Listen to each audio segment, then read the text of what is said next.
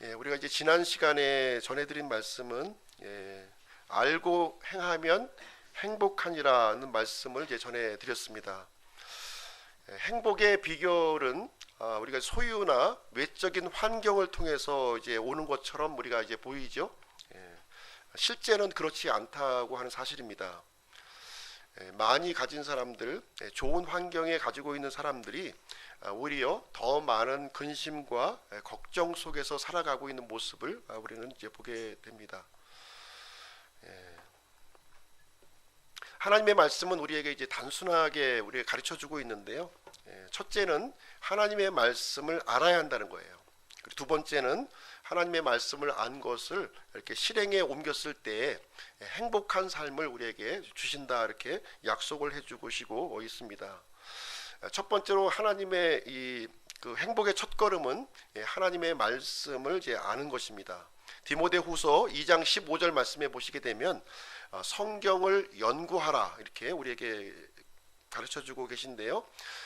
성경을 보시게 되면 창세기부터 요한계시록까지 복에 대해서 기록하고 있음을 우리는 이제 보게 됩니다.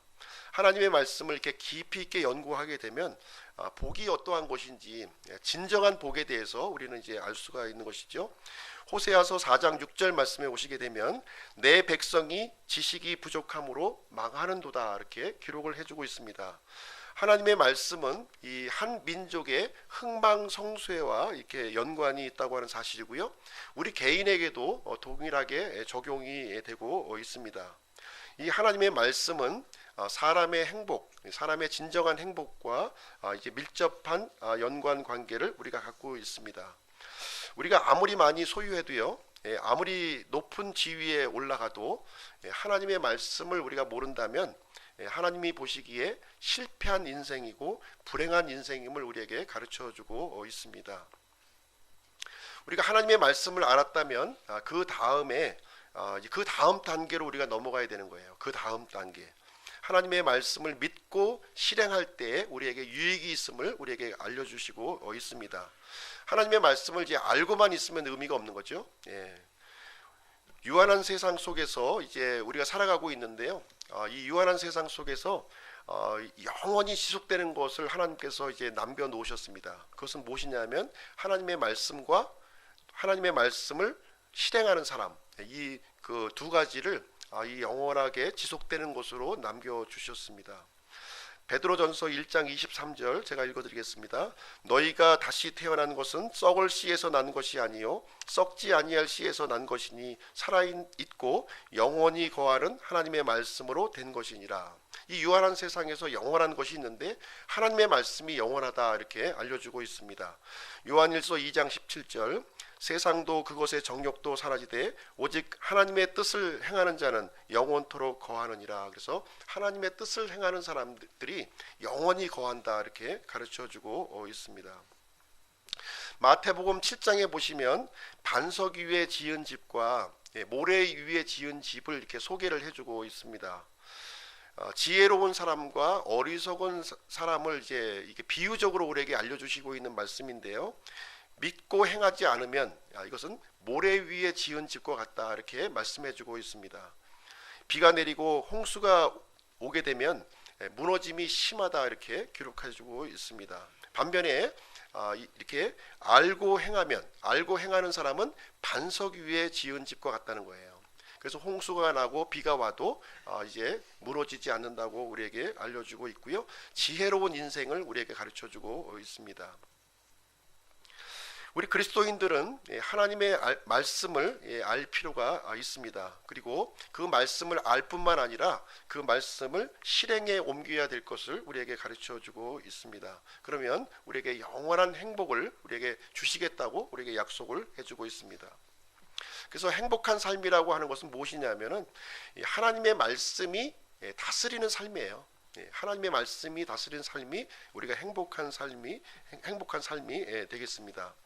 성경을 보시게 되면 시편 1편, 신명기서, 여호수아기, 그리고 잠언, 복음서, 요한계시록을 이렇게 보시게 되면 하나님께서 이렇게 주시는 행복을 누리는 이 삶이 복된 인생인 것을 우리에게 가르쳐 주고 있습니다. 오늘은 요한복음 13장 21절부터 30절까지의 말씀을 함께 살펴보는 시간을 이제 가도록 하겠습니다. 계속해서 최후의 만찬 그 장면이 진행이 되고 있는 그 내용을 같이 살펴보도록 하겠습니다. 18절 말씀 한번 보시죠. 18절, 19절 제가 한번 읽어드리겠습니다. 내가 너희 모두를 가리켜 말하지 아니하노니 나는 내가 택한 자들이 누구인지 아노라. 그러나 나와 함께 빵을 먹는 자가 자기 발꿈치를 들어 나를 대적하였나이다 한 성경 기록이 성취되게 하려 하노라. 그것이 일어나기 전에 내가 지금 너희에게 말하는 것은 그것이 일어날 때 내가 그인 줄을 너희가 알게 하려 함이니라. 자, 예수님께서는 지금 이제 제자들의 발을 이제 다 씻어 주셨어요. 한 사람 한 사람 이제 발을 다 씻어 주셨습니다. 그리고 나서 예수님께서 이제 뜻밖의 말씀을 여기서 이제 해 주시게 되는데요. 무슨 얘기냐면 너희 중에 배반자가 있을 것이다. 이것을 이제 여기에 기록을 해주고 있습니다. 구약 성경에 나와 있는 시편 41편의 내용을 이제 인용을 해서 하셔서 이 시편의 기록이 지금 오늘날 성취하려고 한다 하는 말씀을 지금 이제 해주시고 있는 말씀이 되겠습니다. 그래서 오늘 이제 본문 말씀을 전하기에 앞서서 지금 예수님께서 인용하신 시편 41편 말씀을 잠깐 소개해드리고 본문 말씀을 전해드리도록 이렇게 하겠습니다. 이 시편 41편은 지금 어떤 내용이냐면 다윗의 시편이에요. 다윗이 기록한 그 시편이 되겠습니다. 이 다윗에게는 아히도벨이라고 하는 이런 배신자가 있었다는 사실을 우리에게 가르쳐주고 있는 말씀이 되겠습니다. 자기 발꿈치를 들어 대적한 자, 이 사람을 이제 아히도벨을 이제 언급하고 있는 말씀이 이제 되겠는데요. 발꿈치를 들어 이제 대적한 자라고 하는 뜻은 무슨 얘기냐면 이 말이 뒷발질을 해서 자기 주인을 이제 걷어찬다는 내용이에요. 그 내용을 이제 아히도벨이라고 하는 사람이 다윗을 배반한 사건을 가지고 지금 이 내용을 얘기해주고 있고, 이 말씀이 이제 오늘날 이제 성취가 되려고 한다. 지금 이 말씀을 해주고 있는 내용이 되겠습니다. 이 아히도벨이 이제 어떤 사람인지 잠깐 이제 말씀을 드리겠습니다. 사무엘하 15장부터 17장까지에 소개되어 있는 이 사람입니다. 이 아히도벨이라고 하는 이름의 뜻이 어떤 이름을 가지고 있냐면 어리석은 형제라는 이름의 뜻을 이제 가지고 있는 사람이에요. 이 아히도벨은 이제 어떤 사람이냐면 성경제 보시게 되면 사무엘하 15장 12절에 보시게 되면 길로 사람이라고 소개하고 있습니다. 길로 사람. 길로가 이제 어느 지역에 있냐면 이스라엘의 이 남쪽 지방에 보면은 헤브론이라고 하는 도시가 있어요. 헤브론이라는 도시는 잘 아시죠? 헤브론에서 한 6km 떨어진 지점에 있는 이 조그마한 그 이 마을의 이름이 길로라고 하는 그런 이제 도시가 되는데요.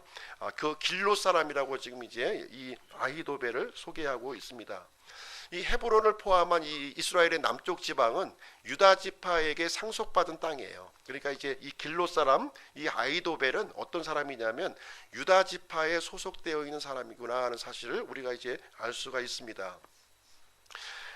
이 아히도벨은 우리가 이제 잘 알고 있는 밧세바의 친할아버지예요. 밧세바의 친할아버지가 되는 사람입니다. 다윗의 이 정책 자문관으로 이제 이렇게 일을 했었고요. 이 계략이 굉장히 뛰어난 사람입니다. 그래서 이스라엘에서 최고의 책략가로서 아주 높은 지위에 올라가는 그런 사람이 이 아히도벨이라고 하는 사람이 되겠습니다. 이 아히도벨은 다윗과 함께 지금 수십 년 동안 동고동락을 했던 사람이에요. 그래서 다윗에게 조언도 주기도 하고 모든 이제 이 계략을 정책적인 부분을 자문을 했었던 역할을 했던 사람이 바로 아히도벨이라고 하는 사람이 되겠습니다.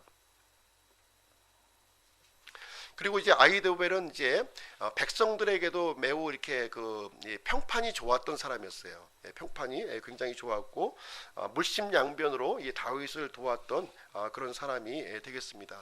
근데 아시다시피 이제 이 밧세바가 이제 어떤 여인이냐면 이제 이 아히도벨의 친손녀가 되는 거예요. 친손녀. 그리고 그러면 이제 우리아는 누굽니까? 우리아는 이 아히도벨의 손녀 사위가 되는 거죠. 근데 이제 다윗은 어떤 일을 했냐면 이 밧세바를 이렇게 간음을 했던 그런 사람이었어요. 그래서 친손녀의 가정을 이렇게 어떻게 보면 파괴시킨 그런 사람이 다윗의 입장이었습니다. 그래서 어떻게 보면 자기 그 손녀 사위를 전장에 내보내서 죽게 했던 장본인이 다윗이었어요.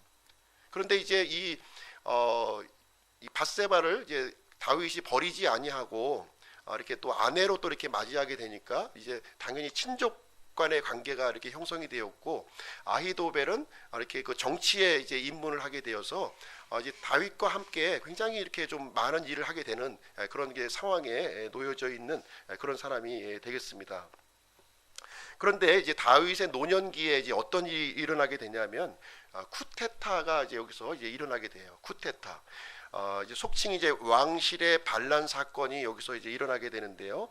셋째 아들 압살롬이라고 하는 아들이 있었는데, 이 압살롬이 이제 이 반역을 하는 사건이 거기서 이제 일어나게 됩니다. 어디에서 반역 사건을 일으키냐면 헤브론에서 반역 사건을 일으키게 돼요. 이 헤브론과 이 길로는 6km밖에 떨어져 있지 않은 아주 가까운 거리에 있었어요. 그래서 이 압살롬은 이 길로 사람 아히도벨에게 도움을 요청하는 이제 일을 이제 진행하게 되는데, 이 아히도벨은 백성으로부터 굉장히 신망을 받고 있었기 때문에 이 아히도벨을 자기 편으로 이렇게 만들려고 하는 마음이 이렇게 있었습니다. 그랬을 때 아히도벨은 이 압살롬의 이 도움을 이제 받아들이게 됩니다. 그동안 자기가 왕으로 주군으로 섬겨왔던 이 다윗을 배반하고 이 압살롬, 새로운 쿠데타를 진행한 이 다윗의 아들과 이렇게 연합을 하게 되는 일을 진행을 하게 됩니다. 전체 이스라엘 백성의 이런 좋은 평판을 받았던 이 아히도벨이 압살롬 편에 들었다는 사실이 이제 그 소문이 퍼지게 되니까 이스라엘 전체의 민심이 이 다윗에게서부터 이제 압살롬에게 이제 옮겨가는 그러한 일이 이제 기록이 되어 있고요. 그래서 압살롬은 결정적인 승기를 이렇게 잡는 일이 이제 사무엘하에 보시면 이제 기록이 되어 있는 그 내용이 되겠습니다. 그래서 이 소식을 이제 다윗이 이제 예루살렘 궁에서 이제 듣게 됩니다. 듣게 되면서 아히도벨이 그동안 자기가 그렇게 신뢰했던 아히도벨 정책 전문가가 이 압살롬 편에 들었다고 하는 소식을 듣자마자 이 다윗은 궁을 버리고 도망을 치게 되는 장면이 거기에 기록이 되어 있습니다. 아히도벨은 새로운 주인 압살롬에게 충성을 이제 맹세를 하게 되는데요. 이런 사람을 보통 이제 뭐라고 부르죠, 우리가? 변절자라고 부르죠. 변절자. 변절자의 이제 길을 걸어가는 사람이 바로 이제 아히도벨이 되겠습니다. 이 아히도벨은 이제 압살롬과 이렇게 연합이 되어 가지고 이제 어떤 일을 진행하게 되냐면 다윗을 이제 죽일 수 있는 그 계책을 이제 조언을 해주는 그런 일을 하게 됩니다. 첫 번째로 조언을 해준 게 뭐냐면은 이 부자지간의 연을 끊게 하는 거예요. 아주 좀 이렇게 좀 잔인한 사람이에요. 압살롬과 이 다윗과의 부자지간의 연을 이제 완전히 끊게 하는 일을 진행하는데, 어떤 식으로 진행하냐면 다윗의 후궁을 백주 대낮에 겁탈하게끔 만드는 거예요. 그래서 이 부자지간에 다시 회복할 수 없는 이 아버지의 이 후궁을 이렇게 겁탈해서 이게 삼는다고 하는 것은 이제 더 이상 다시 회복할 수 없는 그런 관계로 건너갈 수 있는 그 결정적인 제안을 해준 사람이 바로 아히도벨이라고 하는 사람이 되겠습니다. 굉장히 중요한 이 상징적인 의미를 갖고 있는 거죠. 이스라엘 백성에게도 왕의 이 후궁들을 이렇게 차지했다고 하는 것은 이제 압살롬이 다윗의 왕권을 이렇게 장악했다 하는 의미를 이제 가지고 있습니다. 보통 이제 아시겠지만 이 성 스캔들만큼 이렇게 빨리 퍼지는 게 없어요. 굉장히 빨리 퍼집니다. 급속도로 이제 퍼지게 되고 전 이스라엘에 이 압살롬이 이 다윗의 왕권을 이제 장악했다 하는 소문이 퍼지도록 하는 그러한 결정적인 일을 해주게 됩니다. 그리고 아히도벨은 이제 두 번째 계략을 또 꾸미게 되는데요. 두 번째 계략은 무엇이냐면 이제 완전히 다윗을 이제 궁지에 몰린 다윗을 죽이려고 하는, 처치하려고 하는 일을 이제 계획을 해주게 됩니다. 지금 다윗은 이제 도망치는 신세죠. 지금 도망치는 신세의 입장이 있기 때문에 이 아이도벨은 압살롬에게 이렇게 조언을 하기를 나에게 12,000명의 용사를 나에게 주십시오. 그러면 내가 다윗을 쫓아가서 지금 다윗만 죽이고 나머지 백성들은 내가 끌고 오겠습니다 하는 제안을 이렇게 해주게 됩니다. 지금이 철호의 기회라는 거예요. 이 다윗을 죽일 수 있는 철호의 기회, 이 기회를 놓치면 안 된다 하고서 압살롬에게 제안을 해주게 됩니다. 근데 압살롬은 이제 이 아히도벨의 그 제안을 이렇게 받아들이는 것이 아니라 또 다른 사람의 조언을 받게 돼요. 또 다른 사람. 다른 사람의 조언자가 한 명 더 있었는데 누구냐면 후세라고 하는 조언자가 이제 있었습니다. 이 후세는 다윗의 또 다른 친구였어요. 굉장히 이 사람도 정책 자문관이었고 아주 그 계략이 뛰어난 그런 사람이었는데 이제 다윗의 권유로 인해서 압살롬 편에 이제 들어와 있는 이 은밀히 들어와 있는 사람이 이제 되겠습니다. 그래서 이 압살롬은 이 아히도벨뿐만 아니라 후세까지도 자신이 이제 이 어떻게 보면 이제 정책적으로 영입하기 위해서 이제 후세에게 이 조언을 이제 구하게 됩니다. 후세는 이제 어떤 조언을 이제 압살롬에게 해주게 되냐면은 이 아히도벨과 정반대의 조언을 여기서 해주게 돼요. 지금 공격하면 불리하다는 거예요. 지금 공격하면 불리하다. 왜냐하면 다윗에게는 많은 용사들이 지금 이제 같이 함께하고 있기 때문에 지금 공격하게 되면은 실패할 가능성이 매우 높다. 이렇게 조언을 해주게 됩니다. 어떻게 공격을 해야 되냐면 단부터 부엘세바까지 모든 군사들을 모아가지고서 전면전을 일으켜가지고 이 압살롬 왕이 진두에 서서 이렇게 공격을 하게 되면 이 다윗 왕을 충분히 제압을 할 수 있을 것입니다 하는 제안을 해주게 돼요. 그래서 압살롬은 이제 두 가지 제안을 가지고서 이제 좀 고민을 하게 되는 거죠. 이 후세의 제안을 받아들일 것인가, 아니면 아히도벨의 제안을 받아들일 것인가. 이때 이제 이 압살롬은 이제 후세의 제안을 받아들이게 됩니다. 당장 공격하는 것보다는 충분히 군사를 이렇게 모집해서 다윗을 이렇게 공략을 해도 크게 늦지 않을 것이다 이렇게 이제 하는 일을 받아들이게 됩니다. 그래서 아히도벨은 자신의 조언이, 이 결정적인 조언이, 이 다윗을 죽일 수 있는 결정적인 조언이 이 거부된 사실을 이제 알게 되면서 극심한 좌절감에 이제 빠지게 됩니다. 나이 어린 후세에게 밀렸다고 하는 그런 생각도 아마 이제 그런 자괴감도 있었을 것이고요. 이 압살롬의 이 쿠데타가 결국은 실패하고 말 것이다고 하는 사실을 직감적으로 이 그 나이가 많은 이 아히도벨은 직감적으로 이렇게 느끼게 됩니다. 그래서 자신의 고향 땅으로 이제 돌아가서 자신의 짐을 정리하고 스스로 목을 매서 죽는 그런 일이 사무엘하 이제 15장 17장까지 기록되어 있는 그 내용이 이제 되겠습니다. 아히도벨은 이 다윗 왕 앞에서 수십 년 동안 이렇게 함께 했던 그런 사람입니다. 누구보다도 다윗을 잘 알았던 그런 사람이었어요. 압살롬이 반역하는 순간 그동안 숨겨왔던 본색을 이렇게 드러내는 장면을 이제 거기서 보여주고 있습니다. 이 아히도벨은요, 이 자기의 이익을 따라서 움직여 간 거예요. 자신의 이익, 누가 이익이 될 것인가? 다윗이 이익이 되는가? 아니면 이 압살롬이 이익이 될 것인가 했을 때 압살롬이 충분히 자신에게 이익이 된다 이렇게 생각을 했고, 이익이 발견하는 순간 그동안의 모든 신의를 이렇게 버리고 압살롬을 이렇게 추대하는 일에 참여하는 모습을 이제 보게 됩니다. 이 아히도벨은요, 현세의 부귀 영화를 꿈꿨던 사람이에요. 어떤 미래의 어떤 곳, 뭐 하나님의 뜻 이런 것보다는 현세의 어떤 부귀 영화를 꿈꾸었던 사람이 이제 되겠습니다. 그래서 하나님의 사람인 것을 이 다윗이 하나님의 사람인 것을 누구보다도 잘 알고 있었지만 다윗을 배반하고 살인을 공모하는 그러한 일에 이제 진행을 하게 됩니다. 이제 다윗을 제거하는 일에 이제 실패하게 되자 이제는 자기 스스로 목숨을 끊고 영원한 멸망의 길로 갔던 사람, 이 아히도벨의 사건을 이제 시편 41편에서는 이제 발꿈치를 들어서 이제 든 자로 이렇게 설명을 해주고 있는 내용이 되겠습니다. 그래서 자신의 이름처럼 어리석은 형제로서의 수치스러운 이름으로 이 아히도벨은 이제 수치스러운 이름이 역사에 이제 기록이 되게 되었습니다. 오늘은 이제 이 아히도벨의 이야기가 누구에게로 이어지냐면 가룟 유다에게 이어지는 장면을 지금 이제 기록하고 있는 거예요. 역사는 반복됩니다. 역사는 반복되는 거예요. 성경 기록 역시 반복되어서 이렇게 성취가 됩니다. 성경 기록도 한 번으로 끝나는 것이 아니라 계속 반복적으로 이렇게 이것이 성취되는 모습을 우리는 보고 있습니다. 어느 누구도 유다의 멸망을 예정하지는 않았어요. 유다는 자기 스스로 결정을 했고요, 멸망을 자초했음을 오늘 이제 성경 기록 본문을 통해서 우리에게 가르쳐 주시는 그런 내용이 되겠습니다. 그래서 오늘은 이제 27절 말씀을 근거로 해서 오늘 이제 말씀을 전해드리길 원하는데요. 내가 하는 일을 속히 하라 하는 제목을 가지고 오늘 본문의 말씀을 전해드리도록 하겠습니다.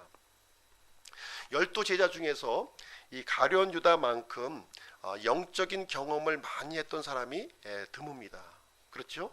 예수님 가까이에서 예수님을 섬겼던 그런 인물이 가룟 유다예요.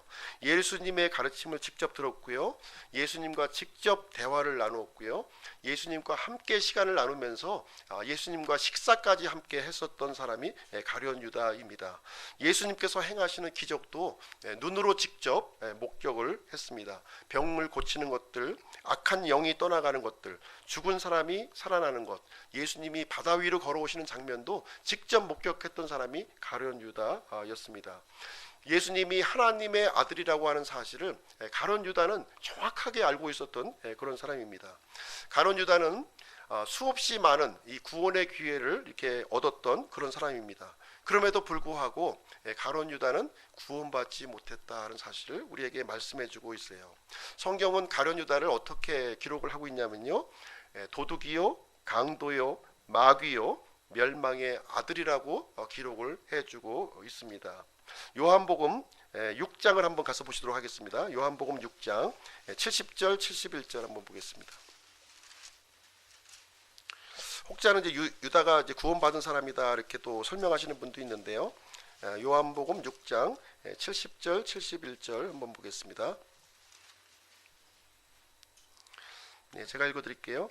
예수님께서 그들에게 응답하시되 내가 너희 12를 택하지 아니하였느냐, 그러나 너희 중에 하나는 마귀니라 하시니라. 그분께서는 시몬의 아들 가룟 유다를 가리켜 말씀하셨더라.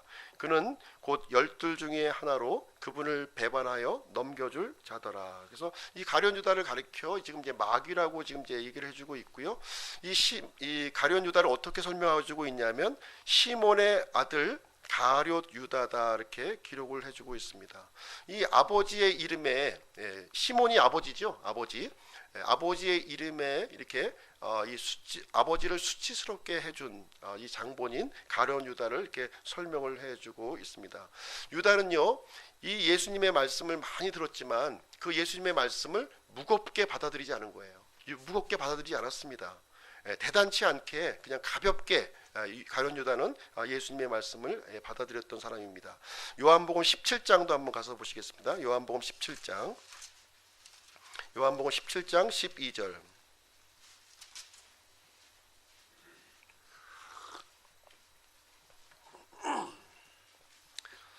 내가 그들과 함께 세상에 있을 때에 아버지의 이름으로 그들을 지켰나이다.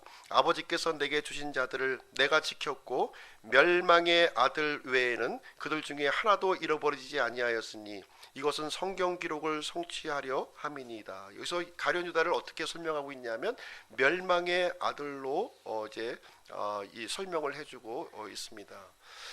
예수님의 말씀을 고의로 거부한 사람이에요. 가룟 유다는 예수님의 많은 말씀을 들었지만 자기 스스로 거부한 사람이에요.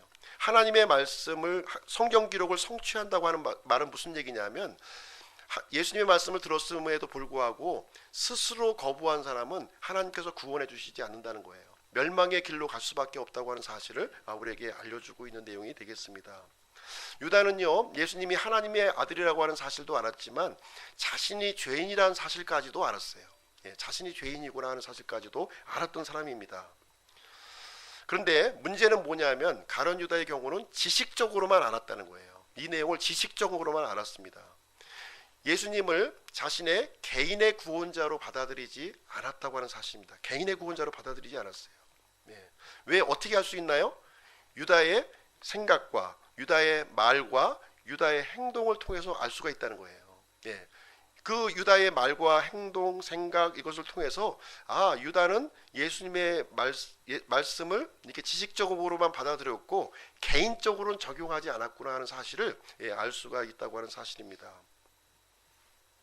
그래서 예수님을 이렇게 개인적으로 받아들이는 사람들은 틀리다는 거예요. 생각하는 것이 틀리고 또 내가 말하는 것이 틀리고 행동하는 것이 틀린 것으로 나타날 수밖에 없음을 말해주고 있습니다. 오늘날 교회에 이런 사람들이 이제 많이 있다고 하는 것이죠. 교회에 나오기만 하면 구원받는 줄로 아는 사람들이 이제 많이 있습니다. 성경을 보시게 되면 그렇지 않다는 거예요. 그렇지 않다. 교회에 나온다고 해서 교회에 나오는 사람들과 함께 있는다고 해서 구원받는 것이 절대로 아님을 우리에게 알려주고 있습니다. 내가 죄인인 사실을 고백하고 예수님을 개인적으로 나의 주인이요 나의 하나님으로 영접해야 된다고 하는 사실입니다. 이 사실을 결단했던 순간이 있어야 된다는 거예요. 언젠가 결단했던 순간이 있어야 된다고 하는 사실입니다. 죄에 대한 갈등이 있어야 되는 것이고요. 이런 고민이 있고 죽음과 지옥에 대한 이 심각함을 가지고 이런 갈등하는 순간이 내가 있었고 그 갈등하는 순간에서 예수님을 나의 개인적인 인생의 주인이요 하나님으로 받아들이는 그 결단이 인생의 한순간에 있어야 된다고 하는 사실입니다. 그래서 유다의 경우는 그런 결단이 없었던 그런 인물이 되겠습니다. 그래서 우리는 이 개인적으로 예수님을 받아들이기 위해서는 내가 지식적으로만 아는 것이 아니라 주님 앞에 내가 진심된 마음으로 하나님 앞에 무릎 꿇고 기도하는 일이 이제 필요하다는 거예요. 지금까지는 내가 내 마음대로 내가 주인 노릇하면서 살아왔습니다. 바로 내가 주인 노릇하면서 살아왔던 것이 바로 우상 숭배의 죄라고 하는 사실을 내가 알았습니다. 저를 구원해 주세요. 십자가에서 나의 죄를 대신해서 죽으시고 부활하신 그 예수님을 나의 주인으로 영접하겠습니다 하는 결단이 있어야 된다고 하는 사실입니다. 유다는 예수님의 가치를 전혀 모르고 있었던 그런 사람이 되겠습니다. 유다의 관심은 어떤 데에 관심이 있었냐면 예수님이 이렇게 기적을 행하시고요 많은 사람들이 몰려오는 곳에 거기에 관심이 있었고 그것을 좋아했다고 하는 사실입니다. 예수님께서 행하시는 일에는 관심이 있었어요. 그러나 정작 예수님이 어떤 분이시냐 하는 부분에 대해서는 관심을 가지지 않았고요 알려고 하지도 않았던 모습을 우리는 보게 됩니다. 그래서 유다는 눈에 보이는 현상에만 관심을 가졌고 그 이면에 있는 본질에 대해서는 전혀 관심을 갖지 않았습니다. 유다는 돈가방을 맡았던 사람이었기 때문에 물질에는 집착을 했지만 영적인 일에는 전혀 관심을 갖지 않았고 나와 상관이 없는 일이다 이렇게 생각을 가졌던 것입니다. 그래서 유다는 구원받지 못한 사람이다 하는 사실을 성경에서 우리에게 가르쳐주는 그런 내용이 되겠습니다. 두 번째 유다는 어떤 사람이었냐면요 위선의 가면을 썼던 사람이라는 거예요. 위선의 가면을 썼어요. 이 유다는 언제까지 자신의 정체를 숨겼냐면 겟세마네 동산에서 예수님을 체포하러 오는 순간까지 자신의 가면을 벗지 않았음을 보여주고 있습니다. 예수님께 입맞추는 순간까지도 자신의 정체를 밝히지 않았어요.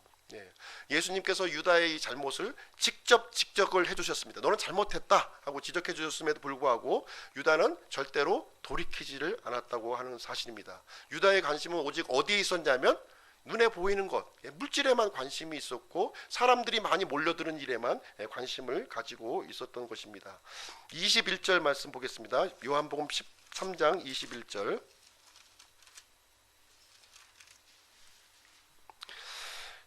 예수님께서 이렇게 말씀하시고 영으로 괴로워하사 증언하여 이르시되 진실로 진실로 내가 너희에게 이르노니 너희 중에 한 사람이 나를 배반하여 넘겨주리라 하시매. 그래서 이 배반자를 예수님이 이렇게 언급하시면서 영으로 괴로워하셨다 이렇게 기록을 해주고 있습니다. 영으로 괴로워하셨다. 이 내용은 무엇이냐면은 유다의 이런 그 안타까운 모습, 이 현세만 바라보고 있고 영적인 일을 바라보지 못하고 있는 이 안타까운 유다의 모습을 보고서 예수님이 이렇게 안타까운 마음, 이 괴로운 마음을 이렇게 품었음을 얘기를 해주고 있습니다. 왜냐하면 유다가 이런 상태로 굳은 마음을 갖게 되면은 영원한 멸망으로 갈 수밖에 없다는 거예요.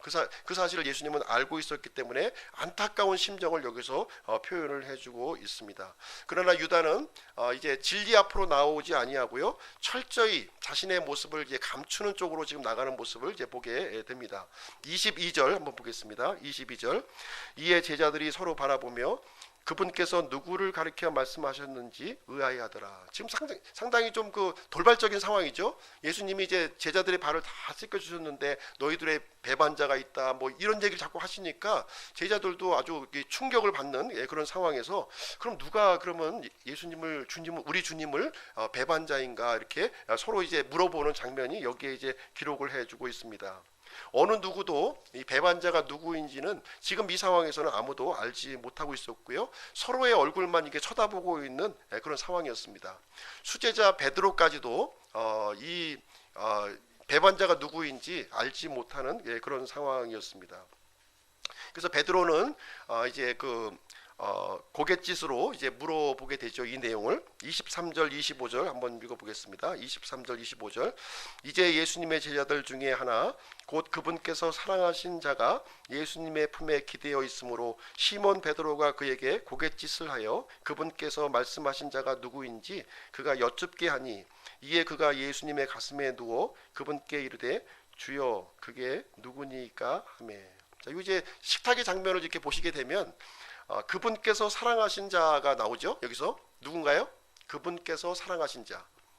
사도 요한이죠. 사도 요한은 지금 어떻게 앉아 있냐면 비스듬하게 이렇게 좀 이제 이제 앉아 있으면서 예수님의 품에 안겨 있는 거예요. 이렇게요. 비스듬하게. 아마 이제 그 예수님의 심장 쪽에 이렇게 앉아가지고서 이제 앉아 있었고, 반면에 베드로는 지금 이제 예수님보다는 좀 멀찌감치 좀 떨어져 있었던 거죠. 그래서 이제 베드로가 고갯짓으로 이제 사도 요한에게 누구냐, 누구야? 그걸 물어보는 장면이에요. 그러니까 이제 요한이 예수님의 이 품에 이렇게 안겨가지고서 주님 누구예요? 이렇게 물어보는 장면이 이 장면입니다. 지금 주님 그게 누굽니까? 누구를 말하시는 거예요? 하고 이제 물어보는 장면이 여기에 기록이 되어 있는 것입니다. 예수님은 지금까지 배반자가 있다고 하는 것은 말씀하셨지만 한 번도 배반자가 누구라는 것은 밝혀주질 않으셨어요. 유다를 알고 계셨지만 끝까지 참아주셨고요, 끝까지 인내하셨고 끝까지 돌이키기를 기다리시는 우리 주님의 모습을 우리는 보게 됩니다. 유다가 구원받기를 누구보다도 간절히 원했던 사람이 예수님이라고 하는 사실을 여기서 우리는 읽어볼 수 있는 대목이 되겠습니다. 그러나 예수님의 이런 기다리심, 예수님의 이런 인내하심, 예수님의 은혜를 멸시하면 안 된다는 거예요. 이것을 멸시하게 되면 멸망을 자초할 수밖에 없다고 하는 사실을 유다의 기록을 통해서 우리는 알게 됩니다. 우리가 진리로부터 이렇게 멀리 이렇게 벗어나게 되면 우리는 구원을 받을 수가 없는 거예요. 하나님의 은혜를 받을 수가 없는 겁니다. 우리가 하나님의 은혜를 받고 구원을 받기 위해서는 우리 주님께 이 사도 요한처럼 가까이 다가가야 되는 거예요. 간절히 그것을 구하고 간절히 다가가는 자에게 은혜를 베푸시고 구원을 주신다고 하는 사실을 말씀을 해주고 있습니다. 진리로부터 더 도망치면 구원받을 수가 없어요. 이것을 가지고서 하나님 책임으로 돌리면 절대로 안 된다고 하는 사실입니다. 세 번째로 유다는 회개하지 않았어요. 회개하지 않았습니다. 회개하지. 26절 한번 말씀 보겠습니다. 예수님께서 대답하시되 내가 빵 한 조각을 적셔다 주는 자가 그니라 하고 빵 한 조각을 적시사 시몬의 아들 가룟 유다에게 주시니라. 이제 드디어 이제 예수님께서 배반자가 누구인지를 이제 공개적으로 이제 드러내시는 장면이 여기에 기록이 되어 있습니다. 어떤 사람이 배반자냐면 내가 빵 조각을 적셔서 주는 자, 바로 그 자가 이제 배반자다, 이렇게 설명을 해주면서 유다에게 이제 빵 조각을 건네주게 되는데요. 지금 유다는 굉장히 예수님과 가까이 앉아 있었던 거예요. 수제자인 그 베드로는 멀찌감치 앉았지만 이 사도 요한과 이 유다는 예수님 가까이에서 식사를 하고 있는 상황이었습니다. 그래서 빵 조각을 찍어서 이렇게 줄 수 있는 굉장히 가까운 지근거리에 앉아 있음을 우리는 이제 보게 되는 것입니다. 그래서 이제 빵 조각을 집어서 주심으로 말미암아 이제 배반자가 유다임을 이제 알려주게 되었고요. 이제 최소한도 사도 요한과 이 유다 본인에게는 이제 밝혀진 그런 상황이 되었습니다. 유다는 이제 예수님으로부터 빵 조각을 탁 받는 순간, 내가 노출되었구나, 나의 정체가 이제는 노출되었구나 하는 사실을 이제 직감적으로 이제 알게 되었습니다. 자, 이 상황에서 어떻게 해야 되나요? 이 상황에서, 이 결정적인 상황에서 우리는 이제 무언가 선택을 해야만 되는 겁니다. 선택을 해야 되는 그런 상황이에요. 우리는 이제 마귀가 주는 생각을 우리는 품을 수가 있습니다. 마귀가 주는 생각을 품을 수 있다, 이렇게 말씀을 이제 드렸습니다. 그러나 이것이 잘못된 생각인 줄 알았다면 바로 돌이키고 고백해야 되는 것을 우리에게 가르쳐주고 있는 거예요. 근데 이 유다는 지금 이 상황에서 이 예수님을 붙들지 않는 모습을 우리는 이제 여기서 보게 됩니다. 예수님을 두려워하지 않았던 거예요. 예수님을 두려워하지 않는 유다의 모습을 보게 됩니다. 아마 요한도 좀 이 상황, 현재 벌어진 이 상황을 가지고 좀 이제 순간적으로 당황했을 것으로 이렇게 생각합니다. 전혀 예상치 않은 인물이 바로 배반자가 유다였구나 하는 사실을 알게 되면서, 왜냐하면은 유다는 굉장히 신임받는 제자였고요, 평판이 좋았던 그런 제자였기 때문에 그러합니다. 이 가룟 유다는 이 빵 조각을 받고도 회개를 하지 않았습니다. 빵 조각을 받고 유유히 밖으로 나갔다, 이렇게 기록을 해주고 있습니다. 27절 한번 보겠습니다. 27절, 빵 조각을 받은 뒤에 사탄이 그 속에 들어가매 그때 예수님께서 그에게 이르시되 내가 하는 일을 속히 하라 하시니라. 이 가룟 유다가 예수님의 빵 조각을 받은 뒤에 이 사탄이 그 마음속에 들어갔다, 이렇게 여기에서 기록을 해주고 있습니다. 예수님께서 사탄을 유다의 마음속에 집어넣은 것이 아니에요. 예수님은 빵 조각만 주었을 뿐인데 유다의 마음속에 이 사탄이 그 속에 들어갔다, 이렇게 기록을 해주고 있습니다. 유다는 예수님으로부터 이 빵 조각을 받는 순간 결심을 굳힌 거예요. 예수님께서는 유다에게 빵을 주면서 예수님도 결심을 굳혔고요, 빵 조각을 받은 유다도 예수님을 향해서 결심을 굳혔다고 하는 사실을 보게 됩니다. 유다는 회개하는 결심을 굳힌 것이 아니라 예수님을 배반해야 되겠다 하는 결심을 여기서 굳혔다고 하는 사실을 보게 됩니다. 이제 예수님을 어떻게 보았냐면 유다의 입장에서는 썩은 동아줄로 본 거예요. 유다는 많은 소문을 들었어요. 이제 유대인들이 예수님을 죽일 것이라고 하는 그 여러 가지 소문을 들었습니다. 이제 예수님도 스스로 죽을 거라고 말씀하셨고요, 이제는 예수님은 죽을 것이고 이제 예수님을 통해서는 더 이상 나올 곳이 없다, 이제 그렇게 생각을 했을 것으로 생각이 되어집니다. 그래서 유다는 이제 예수님을 이제 떠나서 새로운 권력자에게로 옮겨갈 결심을, 빵 조각을 받는 순간 그것을 결심했을 것으로 이제 보여지게 됩니다. 왜냐하면 유다는 지금까지 이 돈가방을 맡았던 사람이었어요. 돈가방을 맡았던 사람이었고 그 돈가방을 맡으면서 적지 않은 돈을 해먹었던 거예요. 적지 않은 돈을 해먹었습니다. 그래서 성경 곳곳에서는 유다를 이제 도둑이라고 이제 말을 해주고 있습니다. 그래서 빵 조각을 받는 순간 유다는 내 정체가 탄로났네, 주님한테 정체가 탄로났네 하는 생각을 했을 것입니다. 이제는 예수님으로부터 나올 것도 없으니까 이제 역으로 내가 예수님을 공격해야 되겠다 하는 생각을 이제 굳히게 되는 모습을 이 장면에서 우리는 생각을 해볼 수가 있습니다.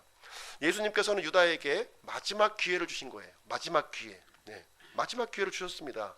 그러나 유다의 입장에서는 내가 무언가 결정해야 될 마지막 상황에 또 봉착했다, 이렇게 볼 수도 있는 것입니다. 그래서 예수님이 뭐라고 말씀하시냐면 내가 하는 일을 속히 하라, 이렇게 기록을 하고 있는 거예요. 내가 하고 있는 일을 속히 하라. 회개하든가 아니면 내 일을 하든가 둘 중에 하나 결정을 할 것을 여기서 이제 결정권을 주고 있습니다. 우리는 주님의 일을 할 것인가 아니면 내 일을 할 것인가를 결정해야 될 필요가 있다고 하는 사실입니다. 결정해야 돼요. 예. 주님의 일을 빙자해서 내 일을 하고 있는 사람들이 대단히 많이 있다고 하는 사실입니다. 예. 그렇지 않습니까? 주님은 다 알고 계셔요. 예. 주님의 일을 하고 있는지 자신의 일을 하고 있는지 주님은 다 알고 있습니다. 그래서 우리가 하고 있는 이 일들이 주님의 일인지 아니면 나의 일인지 한번 생각을 해볼 필요가 있습니다. 이 가룟 유다의 경우는 주님의 일을 한 것이 아니다 이렇게 말씀을 해주고 있습니다. 자신의 일을 하고 있었고요, 자신의 입속을 차리고 있었고요, 자신의 영광을 추구하고 있었고요, 예수님과 아무 상관도 없는 일을 이 가룟 유다는 예수님을 쫓아다니면서 그 일을 하고 있었음을 보게 되는 것입니다. 현대 교회도 가룟 유다와 같이 자기 일을 하고 있는지 우리가 돌아볼 필요가 있다고 하는 사실입니다. 목회자를 포함한 우리 성도들도 자기 일을 구하고 있는지, 내 일을 구하고 있는 것인지 주님의 일을 구하고 있는 것인지를 우리가 생각을 해볼 필요가 있습니다. 우리 마태복음 7장 말씀을 한번 가서 보시도록 하겠습니다. 마태복음 7장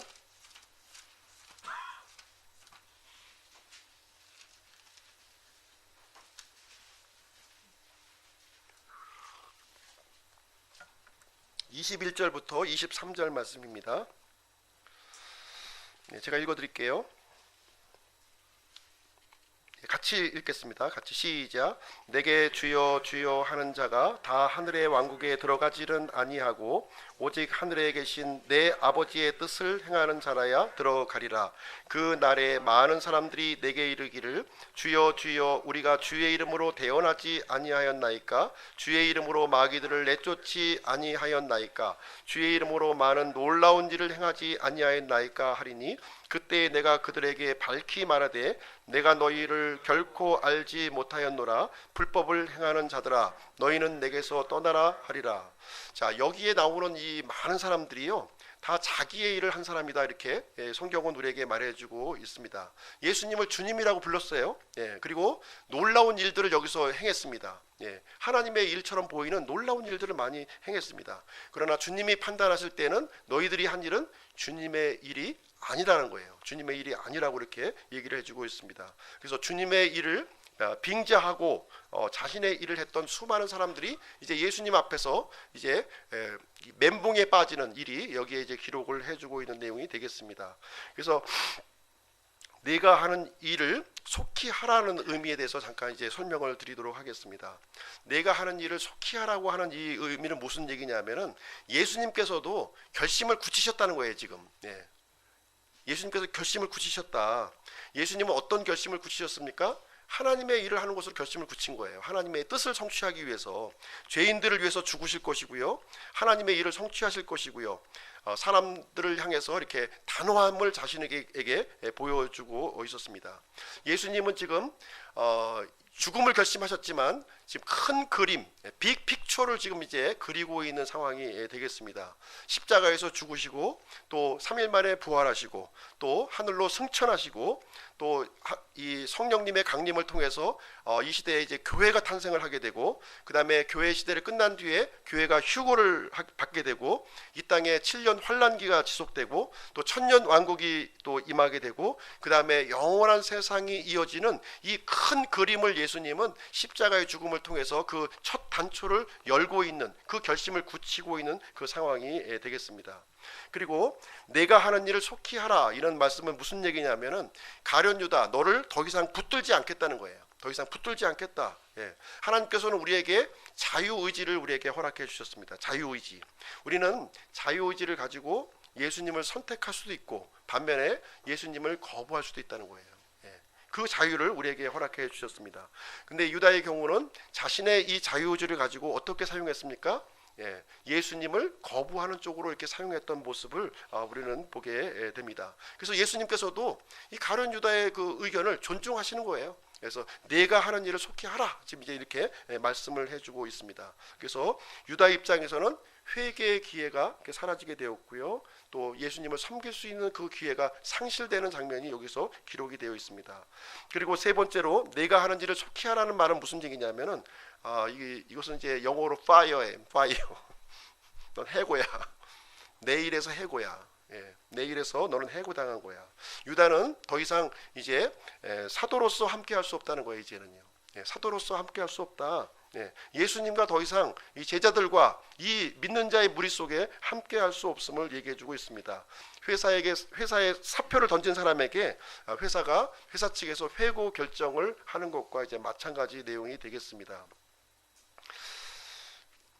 내가 하는 일을 속히 하라, 이런 말씀은 우리 그리스도인들에게 하시는 말씀이 아니에요. 주님께서 내가 하는 일을 속히 하라 이렇게 하지 않습니다.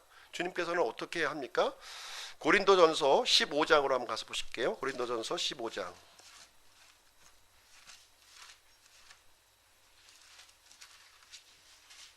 고린도전서 15장 58절.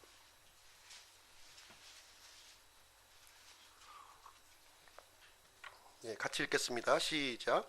그러므로 내 사랑하는 형제들아, 너희는 굳게 서서 흔들리지 말고 항상 주의 일을 넘치게 하라. 너희 수고가 주 안에서 헛되지 않은 줄 너희가 아느니라. 자, 내가 하는 일을 속히 하라는 이 그 말의 뉘앙스하고 지금 이제 우리 읽은 이 58절 말씀하고 뉘앙스가 틀리죠. 우리 믿는 사람들, 그리스도인들에게는 어려움이 있을 줄 알아요. 하나님을 믿는 이 삶이 어려움이 많이 앞에 첩첩산중으로 있을 것을 압니다. 그럼에도 불구하고 항상 주의 일을 넘치게 하라. 너희 수고가 주 안에서 헛되지 않을 것이다. 이렇게 얘기를 해줍니다. 그러나 가룟 유다인을 향해서는 어떻게 얘기합니까? 내가 하는 일을 속히 하라는 거예요. 단호한 이 해고 결정입니다. 이 하나님의 사역에 대해서 완전히 해고를 결정하는 예수님의 준엄한 그 심판의 말씀이 되겠습니다. 그래서 유다의 경우는 자기 일을 위해서, 자기 일을 하기 위해서 주님의 일을 내팽개쳐 버린 그런 사람이 되겠습니다. 유다는 무엇을 원했습니까? 유다는 물질을 원한 거예요. 물질.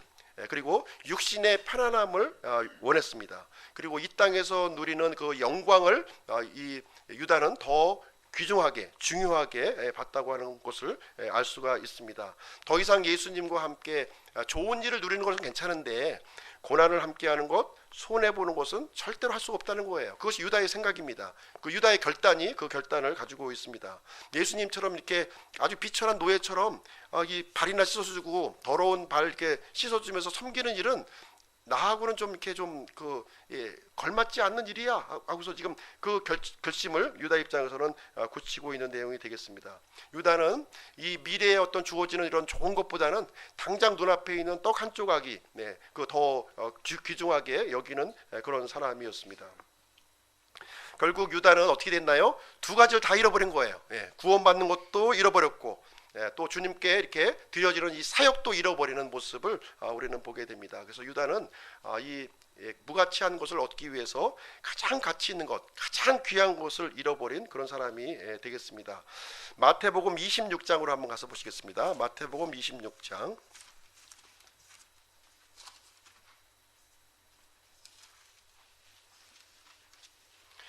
마태복음 26장 21절 보겠습니다. 21절. 마태복음 26장 21절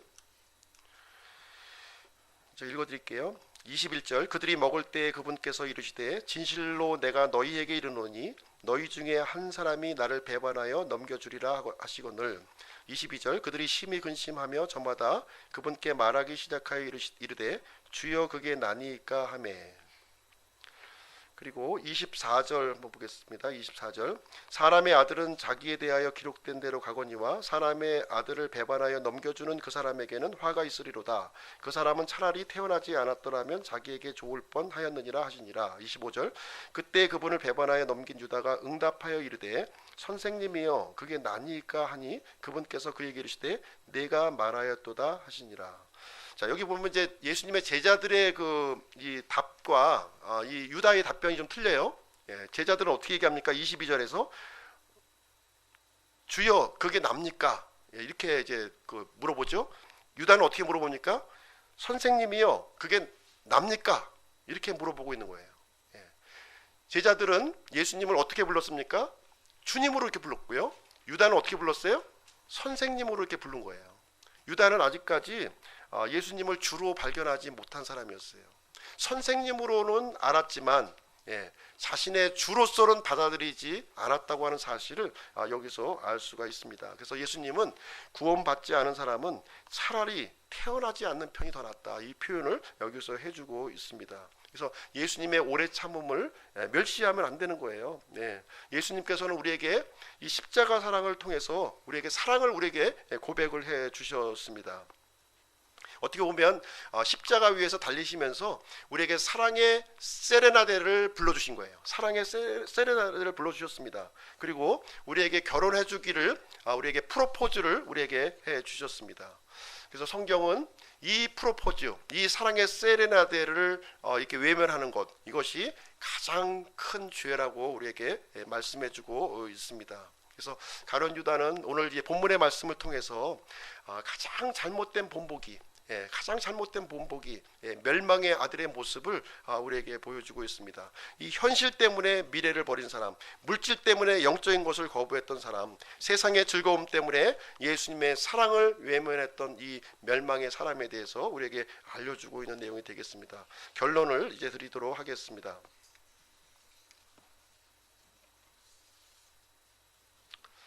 가룟 유다는 구원받을 기회가 충분히 주어졌어요. 그렇지 않습니까? 가룟 유다만큼 구원의 기회가 확실하게 주어진 사람은 없었습니다. 이 가룟 유다는 멸망받기 위해서 태어난 사람이 절대로 아니었어요. 구원의 기회를 받아야 할 사람으로 태어났습니다. 그리고 가룟 유다는 이렇게 사도로서 쓰임 받을 수 있는, 놀라운 위치로 이렇게 부름받은 그런 사람이었습니다. 그러나 가룟 유다는 마음을 딱딱하게 가졌고요.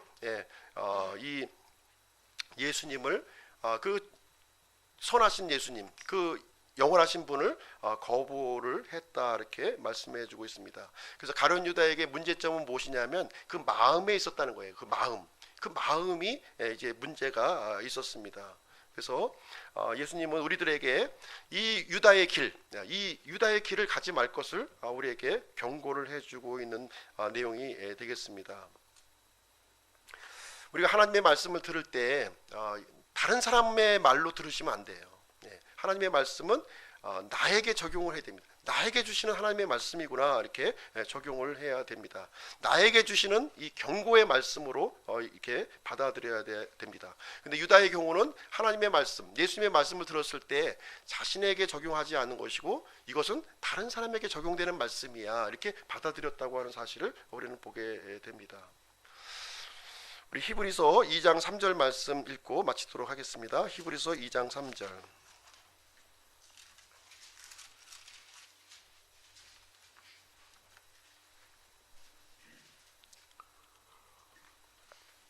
3절 4절 같이 읽겠습니다. 시작. 우리가 이렇게 큰 구원을 소홀히 여기면 어찌 피할 수 있으리요. 이 구원은 처음에 주께서 말씀하기 시작하신 것이요 그분의 말씀을 들은 자들이 우리에게 확증한 것인데, 하나님께서도 자신의 뜻에 따라 표적들과 이적들과 다양한 기적들과 성령님의 선물들로 그들에 대하여 증언하셨느니라. 그래서 우리는 교회 시대에 살아가고 있죠. 은혜의 시대에 살고 있어요. 하나님께서 아주 참으시는, 인내하시는 기간에 우리가 살고 있습니다. 그러나 이 은혜의 시간은 이제 언젠가 끝날 것을 이제 말씀해 주고 있습니다. 이 기간에 우리는 예수님을 발견하고 예수님을 충분히 섬길 수 있는 그런 놀라운 기간으로, 놀라운 기회로 삼아야 될 것을 우리에게 알려주고 있고요. 이 유다와 같이 이런 그릇된 길로 절대로 가서는 안 될 것을 우리가 경고의 표지로 우리에게 알려주시고 있는 말씀이 되겠습니다. 주님의 은혜 안에 이렇게 거하시기 바랍니다. 주님의 일에 쓰임 받는 우리 기쁨 침례교회 성도님들이 되시기를 주님의 이름으로 축원드립니다. 기도하고 마치도록 하겠습니다.